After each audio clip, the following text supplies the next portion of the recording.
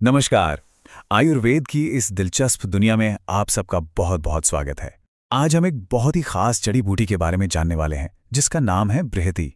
ये एक ऐसी शक्तिशाली औषधि है जिसे सदियों से हमारे स्वास्थ्य को बेहतर बनाने के लिए इस्तेमाल किया जाता रहा है। द आयुर स्टूडियो में एक बार फिर आप सभी का स्वागत है। तो चलिए इस शक्तिशाली पौधे के रहस्यों को परत दर परत खोलते हैं और समझते हैं कि आखिर पारंपरिक चिकित्सा में इसका इतना ऊंचा स्थान क्यों है। तो आज हम क्या क्या जानने वाले हैं। सबसे पहले हम बृहति से मिलेंगे, मतलब उसका एक इंट्रोडक्शन लेंगे, फिर उसे पहचानना सीखेंगे, उसके आयुर्वेदिक गुणों को समझेंगे और जानेंगे कि ये कैसे काम करती है। इसके बाद इसके उपयोगों पर विस्तार से चर्चा करेंगे और अंत में इसके बारे में आज का मॉडर्न साइंस क्या कहता है ये भी देखेंगे। तो चलिए शुरू करते हैं और सबसे पहले ये समझते हैं कि आखिर ये बृहति है क्या, इसका वर्गीकरण कैसे किया गया है। देखिए, वैज्ञानिक तौर पर बृहति सिलानेसी परिवार का हिस्सा है। जी हाँ, ये वही परिवार है जिसमें हमारे आलू और बैंगन भी आते हैं। इसका लैटिन नाम है सोलेनम इंडिकम और आयुर्वेद में इसे कंटक पंचमूल और लघु पंचमूल जैसे बहुत ही महत्वपूर्ण औषधीय समूहों में रखा गया है, जो इसके खास गुणों की तरफ इशारा करता है। अब देखिए, ये कितनी मजेदार बात है कि इस एक पौधे के कितने सारे नाम हैं। इसे क्षुद्रभंटाकी, सिंही और दुष्प्रदर्शनी जैसे कई संस्कृत नामों से जाना जाता है। ये नाम अक्सर इसके गुणों या इसकी बनावट को ही दिखाते हैं। जैसे कंठफल का मतलब हुआ कांटेदार फल वाला। कितना सटीक है ना? तो अब सवाल ये उठता है कि ये पौधा असल में दिखता कैसा है। चलिए इसे पहचानने की कोशिश करते हैं। ये काफी आसान है, बस पता होना चाहिए कि क्या देखना है। जरा कल्पना कीजिए एक छोटी सी कांटों वाली झाड़ी की, जो बिल्कुल बैगन के किसी जंगली भाई बंधु जैसी दिखती हो। ये तुलना इसे पहचानने में काफी मदद करती है। तो ये जो बृहति है, ये करीब 1 से 2 मीटर ऊंची एक झाड़ी होती है जिसके तनों और पत्तियों पर आपको कांटे मिलेंगे। इस पर बहुत सुंदर नीले या बैंगनी रंग के फूल खिलते हैं और इसके जो फल हैं वो गोल होते हैं और पकने पर पीले हो जाते हैं।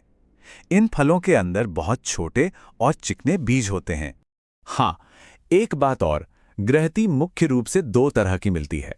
एक है नील पुष्पा, जिसके नीले बैंगनी फूल होते हैं और ये सबसे आम है। दूसरी है श्वेत पुष्पा, जिसके फूल सफेद होते हैं और ये पौधा थोड़ा सा बड़ा होता है। अच्छा, तो ये मिलेगी कहाँ? ये पौधा आपको पूरे भारत में मिल जाएगा, खास तौर पर पंजाब, बंगाल और दक्कन के इलाकों में।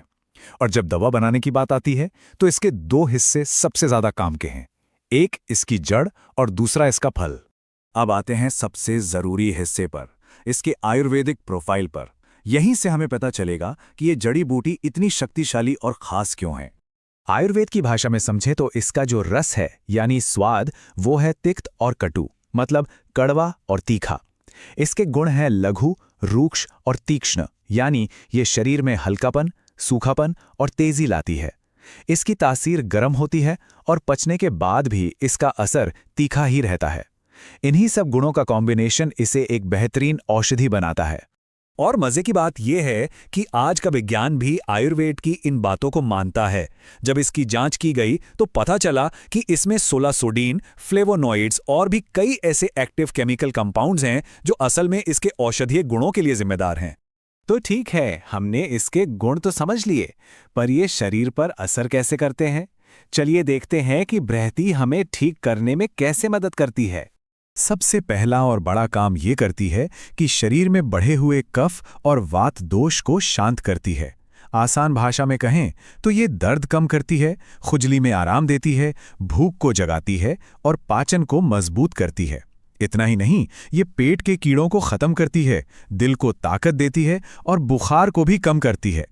तो चलिए अब जरा और गहराई में जाते हैं और देखते हैं कि अलग अलग स्वास्थ्य समस्याओं में बृहति का इस्तेमाल कैसे किया जाता है।